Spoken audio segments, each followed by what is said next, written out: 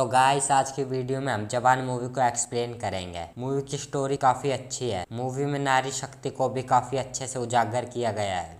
तो मूवी की शुरुआत में हमें भारत की सीमा पर बसे एक छोटे से कस्बे को दिखाया जाता है। यहाँ पर एक बच्चे को पानी में एक बॉडी तैरती हुई दिखाई देती है। फिर ये लोग इस बॉडी को घर ले जाकर इस बंदे का इलाज करते हैं। इसकी बॉडी से गोलियां निकलती है। फिर एक दिन इस कस्बे में त्योहार होता है। त्योहार के वक्त कुछ लुटेरे गुंडे यहाँ आकर लोगों को मारने लगते हैं। तभी यहाँ ये बंदा आता है और यहाँ के लोगों को इनसे बचाता है। ये देखकर सभी लोग इस बंदे के सामने नतमस्तक हो जाते हैं। ये बंदा पूछता है मैं कौन हूँ, जिस पर ये बच्चा इससे वादा करते हुए बोलता है कि मैं बड़ा होकर जरूर पता लगाऊंगा कि आप कौन हो। फिर सीन 30 साल बाद मुंबई मेट्रो स्टेशन में दिखाया जाता है, जहाँ हमें कुछ गर्ल्स को दिखाया जाता है। इनमें से एक टेक्नीशियन होती है। फिर इनके चीफ की एंट्री होती है, वो भी मेट्रो में आ जाता है।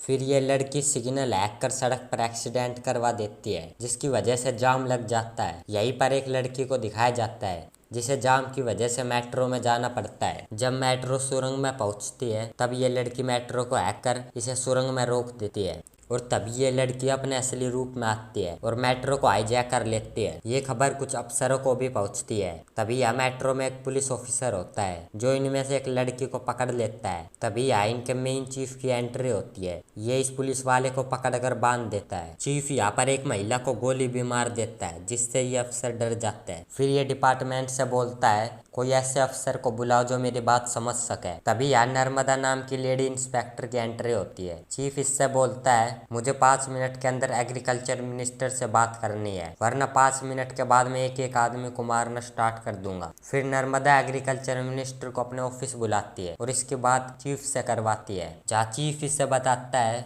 एक साल में 10,281 किसान आत्महत्या करते हैं। जब एक अमीर आदमी मर्सिडीज लेने जाता है और एक गरीब किसान ट्रैक्टर लेने जाता है तो उसमें भी गरीब किसान के ट्रैक्टर पर ज़्यादा इंटरेस्ट होता है। फिर चीफ इस मिनिस्टर से 40,000 करोड़ रुपए की मांग करता है, पर ये मिनिस्टर बोलता है इतने पैसे तो नहीं है हमारे पास। चीफ बोलता है तो किसी बिजनेसमैन से ले लो। मिनिस्टर बोलता है वो हमारी मदद नहीं करेंगे। फिर चीफ बोलता है अब से 15 मिनट बाद तुम्हें एक बहुत बड़े बिजनेसमैन का फोन आएगा। यह कहकर चीफ इस लड़की के पास आता है और इसे इसके डैडी को फोन करने को कहता है। फिर हमें इस लड़की के डैडी काली को दिखाया जाता है जो एक शोक सभा में स्पीच दे रहा होता है। फिर हमें एक फ्लैशबैक सीन दिखाया जाता है जहाँ काली इस बंदे के घर आता है। काली को एक फैक्ट्री लगानी होती है जिसके लिए इस बंदे के साइन चाहिए होता है, पर यह बंदा बोलता है मैं साइन नहीं करूंगा। वहाँ फैक्ट्री लगाने से आसपास का हवा पानी दूषित हो जाएगा। काली एक जहरीली टैबलेट लेता है और इसे इसके बच्चे को खिलाने की धमकी देता है। मजबूरी में ये बंदा साइन कर देता है, पर फिर भी काली इसे मार देता है। सीन प्रेजेंट में आता है। काली की सेक्रेटरी काली को बताती है कि आपकी बेटी का कॉल आया था। काली फोन पे बात करता है। फिर काली इस मिनिस्टर से बात करता है। ये मिनिस्टर बताता है कि काली 40,000 करोड़ रुपए देने को तैयार है। फिर चीफ इन्हें एक अकाउंट नंबर देता है पैसा भेजने के लिए। यहाँ पर ये लड़की चीफ को चोर खूनी बोलती है, जिस पर चीफ बोलता है सिस्टम ने तुम्हारे बाप के 40,000 करोड़ रुपए माफ कर दिए और इसके पिता जो किसान थे 40,000 रुपयों के लिए उसके साथ जो किया। फिर सीन फ्लैशबैक में जाता है जहाँ में इस लड़की के डैडी को दिखाया जाता है जो एक किसान होता है। तभी यहाँ पर कुछ सरकारी अफसर आता है और इस किसान से बैंक से लिए हुए लोन की रकम मांगता है। ये किसान बोलता है बारिश नहीं हुई जिससे फसल नष्ट हो गई, मैं थोड़े दिन बाद पैसे लौटा दूंगा। फिर ये सरकारी अफसर इस किसान को मारता है और यहाँ तक कि इसे बेइज्जत करने के लिए इसकी लुंगी तक उतार देता है। जाते वक्त ये लोग इस किसान का ट्रैक्टर भी अपने साथ ले जाते हैं। ये सब हो जाने के बाद ये किसान अपनी बेटी को बोलता है आज तेरा एग्जाम है, तू अपना एग्जाम दे आ, सब ठीक हो जाएगा। थोड़ी देर बाद किसान की नज़र एक पोस्टर पर पड़ती है जिसमें लिखा होता है किसान ने आत्महत्या की, उसे 2 लाख मुआवजा दिया गया। ये देखकर ये किसान भी आत्महत्या कर लेता है। किसान के मर जाने के बाद फिर ये अफसर आता है और अपने बचे हुए पैसे मांगता है और बदतमीजी भी करता है। तभी ये लड़की एक हथियार से इन पर वार कर देती है, जिसके बाद इस लड़की को जेल हो जाती है। ये सब सुनकर मेट्रो में सब इमोशनल हो जाता है। तब तक पैसा भी इनके अकाउंट में आ जाता है। फिर ये लड़की भी उठ जाती है जिसे चीफ ने गोली मारी थी। ये सब एक नाटक था।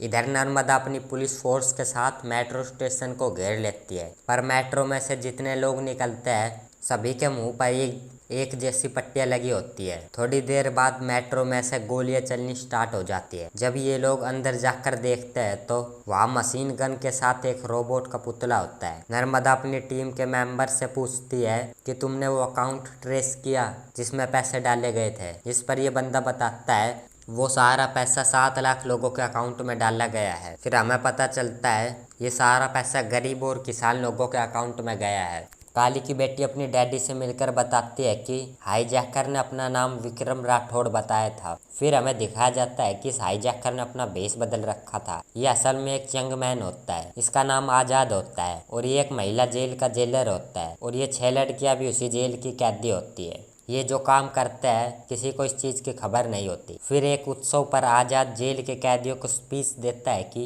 इस जेल से निकली महिला दोबारा क्राइम नहीं करती। इस जेल की कैदी को यहाँ पर काफ़ी कुछ सिखाया जाता है जो चीज़ें उनको ज़िंदगी में काम आती है। फिर थोड़ा नाच गाना होता है। अगले सीन में आज़ाद के लिए एक रिश्ता आता है। रिश्ते के लिए लड़की की बेटी रिश्ता देखने आती है। ये छोटी लड़की बताती है मैं अपने लिए पापा ढूंढ रही हूँ, मुझे अपनी लाइफ में पापा की ज़रूरत है। बातों बातों में छोटी लड़की आज़ाद का फ़ोन नंबर भी ले लेती है। इधर नर्मदा का साथी ऑफिसर नर्मदा को बताता है कि मेट्रो में जो लोग थे वो भी कुछ बताने को तैयार नहीं है, सब उसके फैन बने पड़े हैं और मेट्रो में जो पुलिस ऑफिसर था वो भी गायब है। अगले दिन ये लड़की आज़ाद को कॉल कर बोलती है कि मैं फेल हो गई, प्रिंसिपल ने मेरे मम्मी पापा को बुलाया है, आप मेरे डैड बनकर आ जाइए। आज़ाद स्कूल आकर प्रिंसिपल से मिलता है। फिर हमें इस लड़की की मम्मी को दिखाया जाता है जो नर्मदा होती है।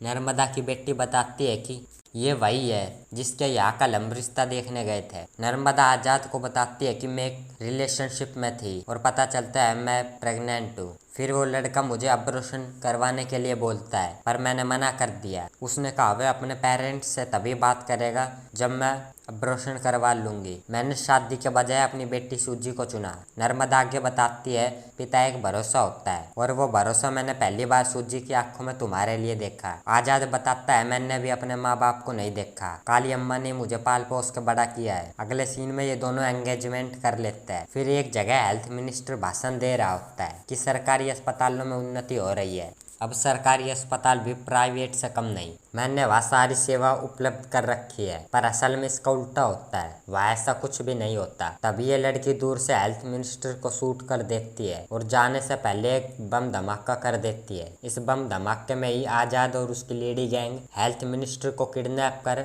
उसी पुराने अस्पताल में ले जाते हैं जिसकी वह अभी तारीफ कर रहा था। ये लेडी गैंग अस्पताल के चारों ओर बम लगा देती है। आज़ाद एक लाइव वीडियो ऑन कर वहाँ के एक डॉक्टर से मिनिस्टर का इलाज करने को कहता है पर यह डॉक्टर बोलता है इलाज के लिए यह चीज़ें उपलब्ध नहीं है। फिर आज़ाद नर्मदा से बोलता है कि मिस्टर जॉर्ज जो 3 साल पहले इस हॉस्पिटल के डीएम थे उन्हें टीवी पर आकर सच बोलने के लिए कहिए, अगर उसने झूठ बोला तो वो जिंदा नहीं बचेगा। इधर काली मिस्टर जॉर्ज को फोन कर सब सच बताने के लिए बोलता है। फिर जॉर्ज टीवी पर आकर 3 साल पहले की बात बताता है जहाँ में दिखाया जाता है कि एक बीमारी के कारण कई छोटे बच्चों को अस्पताल में भर्ती किया जाता है पर यह सिलेंडर की कमी होती है, ऑक्सीजन सिलेंडर की। ये लेडी डॉक्टर मिस्टर जॉर्ज को फोन कर ऑक्सीजन सिलेंडर के लिए बोलती है पर जॉर्ज बोलता है इसमें काफी फॉर्मेलिटीज है, सभी फॉर्मेलिटीज के बाद सिलेंडर पहुंच जाएंगे। ये लेडी डॉक्टर बोलती है हमें अभी ज़रूरत है, अगर आप ऐसा नहीं करते हैं तो मैं इसकी शिकायत हेल्थ मिनिस्टर से करूंगी।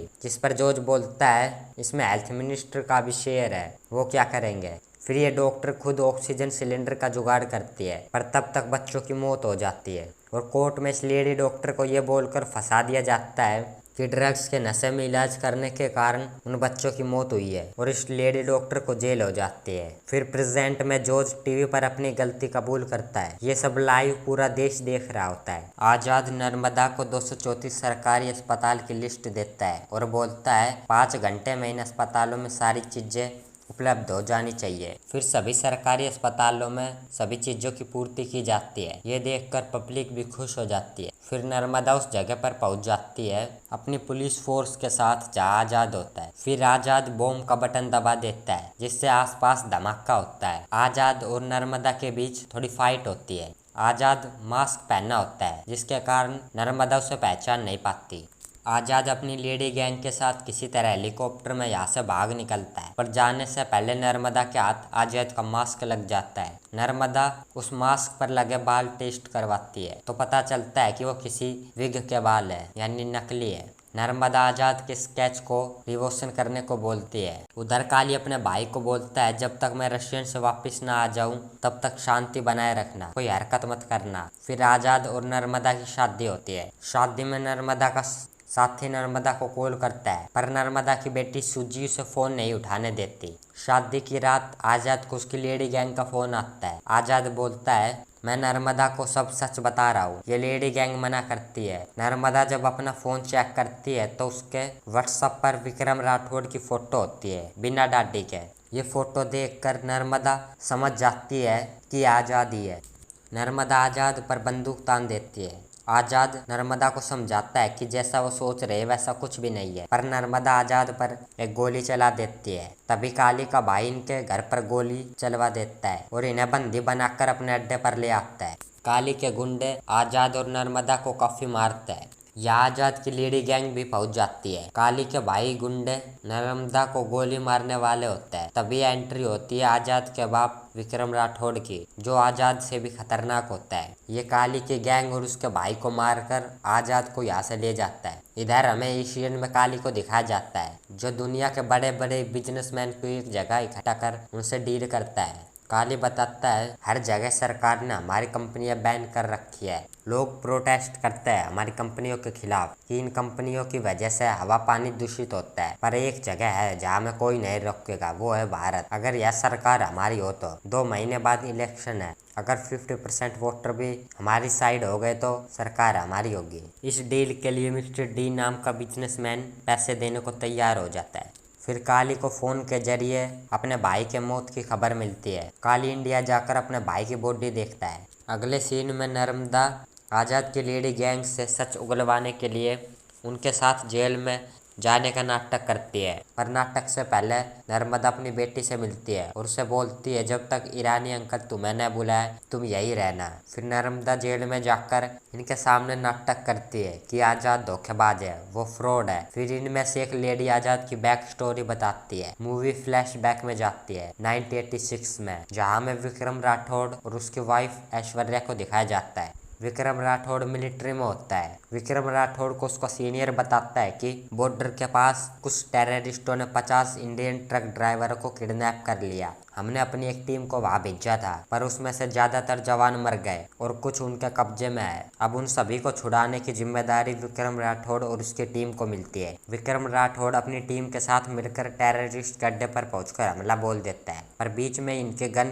काम करना बंद कर देती है। पर किसी तरह लड़कर बम की सहायता से ये लोग टेररिस्टों को मार गिराते हैं। पर इस मिशन में बंदूक न चलने के कारण विक्रम राठौड़ की टीम के कुछ जवान घायल भी होते हैं और कुछ मरते भी है, पर ये उन इंडियंस को आज़ाद करा लेते हैं। इस मिशन की सक्सेस के लिए विक्रम राठौड़ को मेडल भी मिलता है। विक्रम राठौड़ यह स्पीच देता है जिसमें बोलता है कि हमारी गन ने बीच में ही काम करना बंद कर दिया था और इससे पहले जो टीम इस मिशन पर गई थी उनके साथ भी ऐसा ही हुआ था। मैं ये दरख्वास्त करता हूँ कि ये बंदूक बनाने वाली कंपनी के खिलाफ इंक्वायरी कमीशन बैठाई जाए। फिर इस बंदूक के सप्लायर काली को बुलाकर इंक्वायरी बैठाई जाती है, जिसमें काली बोलता है, तुम्हें ये गन यूज करनी नहीं आती, तुम इसे गलत तरीके से चलाते हो। फिर विक्रम राठौड़ काली के बताए अनुसार गन को लोड कर उसे चलाता है, पर वह नहीं चलती, उसमें से गोली नहीं निकलती। इसीलिए काली को नोटिस दिया जाता है, यदि कार्यवाही में वह दोषी पाया गया तो उसकी कंपनी बंद कर दी जाएगी। फिर रात को विक्रम अपने घर पहुंचता है ऐश्वर्या के पास, तभी लाइट चली जाती है। विक्रम बाहर आकर देखता है तो काली उस पर हमला कर देता है। काली ऐश्वर्या को भी घायल कर देता है। जब ऐश्वर्या को होश आता है तो यह एक पुलिस वाला होता है जो काली के लिए ही काम करता है। यह पुलिस वाला ऐश्वर्या को बोलता है कि तुम्हारे घर से ये पैसे और कुछ सबूत मिले हैं, जिससे साबित होता है कि तुम्हारा पति विक्रम राठौड़ देशद्रोही था। मतलब है तुम इस कागज पर साइन कर दो, तुम बच जाओगी। पर ऐश्वर्या पेन लेकर इस ऑफिसर को मार देती है और यहीं पर रखी गन से बाकी के 2 हवलदारों को भी शूट कर देती है। फिर ऐश्वर्या को जेल हो जाती है। फिर जेल में उससे मिलने काली आता है। ऐश्वर्या काली से विक्रम के बारे में पूछती है। फिर सीन थोड़ा पीछे जाता आता है जहाँ काली प्लेन में विक्रम को गोली मारकर नीचे गिरा देता है। फिर सीन प्रेजेंट में आता है। या काली बताता है विक्रम तो मर गया, अब तुम भी फांसी चढ़ जाओ। ऐश्वर्या को जब फांसी दी जाती है तो उस वक्त ऐश्वर्या बेहोश हो जाती है। तब जेलर को पता चलता है कि ऐश्वर्या प्रेग्नेंट है। फिर जज ऑर्डर सुनाता है कि जब तक इसका बच्चा 5 साल का नहीं हो जाता हम इसे फांसी नहीं दे सकते। फिर यही जेल में आजाद का जन्म होता है। आजाद का जेल की बाकी वुमेन कैदियों के साथ भी अच्छा बॉन्ड बन जाता है। फिर जब 5 साल बाद ऐश्वर्या की फांसी वाला दिन आता है तब वो आजाद से एक वादा लेती है कि तेरे बाप पर जो देशद्रोही का आरोप लगा है तुझे उसे मिटाना होगा, सच दुनिया के सामने लाना होगा। ऐश्वर्या आगे बोलती है तुम्हें बड़े होकर मेरी जैसी इन बेकसूर औरतों की मदद करनी है, बड़े होने पर काली अम्मा तुम्हें सब बता देगी। फिर ऐश्वर्या को फांसी हो जाती है और तब से काली अम्मा आजाद को पाल पोस कर बड़ा करती है। फिर सीन प्रेजेंट में आता है और ये लेडी बताती है कि हम 6 लोगों ने मिलकर आजाद के साथ एक टीम बनाई और कई मिशन को अंजाम दिया। नर्मदा पूछती है कि अभी आजाद कहाँ है, तो ये लड़की बताती है कि वो अभी जहाँ भी है सेफ है। फिर हमें आजाद को दिखाया जाता है, यहीं पर यह बंदा भी होता है जिसे आजाद ने मेट्रो में बांध दिया था। ये बंदा वही होता है जिसने आजाद के पिता विक्रम राठौड़ से बचपन में वादा किया था उसके बारे में पता लगाने का। ये बंदा बताता है तुम्हारे मुंह पर पट्टी लपेटने के तरीके ने मुझे अपने गांव के एक मसीहा की याद दिला दी, और तुम्हारे हाथ के टैटू के जरिए जब मैंने ढूंढना शुरू किया तो मैं तुम्हारे पिता के मिलिट्री के दोस्तों तक पहुंचा और वहां से मुझे सब पता चला। फिर आजाद अपने पिता विक्रम राठौड़ से मिलता है और बोलता है आप पर जो देशद्रोही का दाग था वो मैंने हटा दिया। पर विक्रम राठौड़ के दोस्त बताते हैं कि सिर पर चोट लगने की वजह से इन्हें अपनी पास्ट लाइफ के बारे में कुछ भी याद नहीं है, पर इन्हें कभी भी याद आ सकता है। इधर काली को मिस्टर डी का फोन आता है। काली बताता है आपके द्वारा भेजा हुआ पैसा हमें मिल गया, हम अपना काम कर रहे हैं। जेल में नर्मदा और बाकी की 6 लड़कियों को इन्वेस्टिगेशन के लिए बुलाया जाता है। इधर नर्मदा का साथी सारी बातें सुन रहा था इस माइक के जरिए जो नर्मदा जाने से पहले लगाती है। यहाँ हमें पता चलता है कि ये बंदा काली के लिए काम करता है, इसी ने आजाद की इन्फॉर्मेशन भी काली को दी थी। ये काली को फोन मिलाता है। काली सभी को मारने के लिए बोलता है, यहाँ तक कि नर्मदा की बेटी को भी। ईरानी नर्मदा की बेटी को शूट करने के लिए कार में बैठा कर भेज देता है। ये बातें आजाद और विक्रम को भी पता चलती है। विक्रम और उसके साथी गुंडों को मारकर नर्मदा की बेटी को बचा लेता है और इधर आजाद जेल पहुंचकर नर्मदा और अपनी लेडी गैंग को बचा लेता है। आखिर में जेल की सारी औरतें मिलकर ईरानी को मार देती है, पर इस समय आजाद की लेडी गैंग की एक मेंबर लक्ष्मी भी बुरी तरह घायल हो जाती है। ये लोग लक्ष्मी का इलाज करते हैं। आखिर में लक्ष्मी को अपने पास्ट के दिन याद आते हैं, बचपन के, जब किसी जहरीले गैस की वजह से लक्ष्मी के गांव में लोगों की मौत हो रही थी और यहाँ आखिर में लक्ष्मी की भी मौत हो जाती है प्रेजेंट में। नर्मदा बोलती है इसकी जगह मिशन में मैं तुम्हारा साथ दूंगी। फिर ये लोग प्लान बनाते हैं। आजाद बोलता है काली ट्रकों में अपना पैसा भेज रहा है, अगर वो पैसा अपने मुकाम पर पहुंच गया तो सारा सिस्टम काली के इशारों पर होगा। ये लोग काली के पैसे के ट्रक को लूटने का प्लान बनाते हैं। ये लड़की विक्रम को बोलती है कि ये काम हम कर लेंगे, यदि हमें तुम्हारी जरूरत पड़ी तो हम तुम्हें बुला लेंगे। आजाद और उसकी टीम अपने मिशन को अंजाम देती है, पर जब बीच में लड़की मुसीबत में होती है तो विक्रम राठौड़ और उसकी टीम की एंट्री होती है और ये अपने तरीके से गुंडों को संभालते हैं। आखिर में काफी संख्या में काली का आदमी इनका पीछा करता है तो विक्रम आजाद को पैसों वाले ट्रक ले जाने को बोलता है और काली के गुंडों को अपने पीछे लगा लेता है, पर आखिर में एक पहाड़ पर आकर ये लोग फंस जाते हैं। फिर आजाद जेल में अपने पिता विक्रम राठौड़ का भेष बदलकर लाइव वीडियो शुरू करता है और बोलता है पूरा बेलवाड़ा जेल और उसके कैदी हमारे कब्जे में है, मैं 10 बजे फिर से लाइव आऊंगा, तब तक किसी समझदार ऑफिसर को भेजिएगा हमसे बात करने के लिए। इधर विक्रम और उसके साथी काली की गिरफ्त में होते हैं। काली भी आजाद की ये वीडियो देखता है तो उसे समझ नहीं आता कि ये कौन है, क्योंकि विक्रम तो उसकी कैद में होता है। आजाद से बात करने के लिए किसी माधवन नाम के ऑफिसर को भेजा जाता है। ये ऑफिसर कमांडो फोर्स को जेल के अंदर भेजता है आजाद को पकड़ने के लिए। ये लोग अंदर तो जाते हैं मगर आखिर में इनमें से एक कमांडो बाहर आता है बिना कपड़ों के और हमें फ्लैशबैक में दिखाया जाता है कि जेल की सारी लेडीज कैदी कमांडो को बंदूक की नोक पर ले लेती है। बाहरी एक कमांडो बताता है कि उसने जेल की 10 फीट की बाउंड्री में लैंडमार्क बिछा रखा है, कोई आगे बढ़ा तो सब ब्लास्ट हो जाएगा। फिर माधवन कुछ पत्थरों के टुकड़ों को फेंक कर देखता है तो वहाँ आसपास धमाका होता है। माधवन को आजाद का फोन आता है। आजाद बोलता है, मैंने तुम्हें एक कॉपी मेल की है, मुझे उस पर हेड ऑफ स्टेट के साइन चाहिए। माधवन बोलता है, तुम्हें क्या लगता है सरकार तुम्हारी शर्तें मान लेगी? आजाद बोलता है, मेरे पास सरकार की कुछ नायाब चीज है, मैं तुम्हें सैंपल के तौर पर भेजता हूँ। फिर नर्मदा की बेटी इस पार्सल को माधवन तक पहुंचाती है। फिर हमें एक सीन और दिखाया जाता है जहाँ नर्मदा और बाकी कुछ लड़कियां कुछ सरकारी गाड़ियों को रुकवा लेती है और बोलती है, ये लड़की प्रेग्नेंट है, हमें आगे तक लिफ्ट दे दो। गाड़ी में बैठकर ये इन अफसरों को बंदूक की नोक पर ले लेती है। फिर हमें पता चलता है कि ये अफसर इन गाड़ियों में होने वाले इलेक्शन के लिए वोटिंग मशीन ले जा रहे हैं और उसी वोटिंग मशीन के लिए नर्मदा और इन लड़कियों ने ये नाटक किया। और यहाँ जो चीज़ें भेजी गई थी वो भी ये वोटिंग मशीन ही थी जो सैंपल के तौर पर भेजी गई थी। अब आज़ाद की डिमांड होती है कि देश भर से 53 कंपनियों को परमानेंट बंद करने की, क्योंकि उन कंपनियों से वहाँ की हवा और पानी प्रदूषित होता है। इससे वहाँ रहने वाले लोगों को भी प्रॉब्लम होती है। कई अधिकारी भी इसे सपोर्ट करते हैं। हेड ऑफ स्टेट ये शर्त मान लेता है और साइन कर देता है और उन कंपनियों को परमानेंटली बंद कर दिया जाता है। इधर काली विक्रम से जेल के अंदर जाने का दूसरा रास्ता पूछता है। ना बताने पर वह विक्रम के साथियों को टॉर्चर करता है। इधर आजाद की डिमांड पूरी हो जाने के बाद आजाद लाइव कैमरे पर आता है और अपने असली आजाद वाले रूप में आता है और बोलता है, मैं विक्रम राठौड़ नहीं हूँ, पर मैं आज जनता से कुछ कहना चाहता हूँ। जब आप बाजार में जाते हैं या जाते हो और कुछ खरीदते हो तो आप उसमें से कई तरह की कमियां निकालते हो, हर चीज देख कर परख कर लेते हो। ऐसे ही जब सरकार चुनने की बारी होती है तो क्यों किसी को भी वोट दे देते हो? जो तुमसे वोट मांगने आए उससे पूछो वो आने वाले 5 साल में तुम्हारे लिए क्या करेगा, तुम्हारे परिवार के लिए क्या करेगा, उससे प्रश्न करो। ये सब बोलने के बाद आजाद सारी वोटिंग मशीन वापस ट्रकों में लोड कर भिजवा देता है। तभी जेल के दूसरे रास्ते से काली विक्रम को लेकर आ जाता है। काली के आदमी आजाद की गैंग को जेल में बंद कर देता है। काली आजाद को मारता है। फिर काली विक्रम को मारने के लिए बंदूक चलाता है पर बंदूक नहीं चलती। ट्रिगर के दबने की आवाज से विक्रम के दिमाग में वो आवाज रिपीट होती है जब मिशन पर विक्रम की बंदूक न चलने पर आ रही थी, खाली ट्रिगर दबने की। यही से विक्रम को अपना सारा पास्ट याद आता है। फिर विक्रम और आजाद काली और उसके गुंडों को निपटाते हैं और आखिर में काली को फांसी लगा देते हैं। फिर सीन कुछ महीने बाद दिखाया जाता है जहाँ हमें पता चलता है कि इन सारे मिशन में माधवन नायक भी आजाद के साथ था। इन्होंने मिलकर ये सारी प्लानिंग की थी। माधवन आजाद को एक नया मिशन दे जाता है और यहीं पर मूवी खत्म हो जाती है। तो गाइस मूवी में कई हिंट छोड़े गए जिससे हम कह सकते हैं कि जवान का पार्ट 2 भी आ सकता है। तो गाइस आपको मूवी कैसी लगी और आपको मूवी का कौन सा पार्ट सबसे अच्छा लगा मुझे कमेंट में बताना। तो चलिए मिलते हैं किसी और धमाकेदार मूवी एक्सप्लेन के साथ।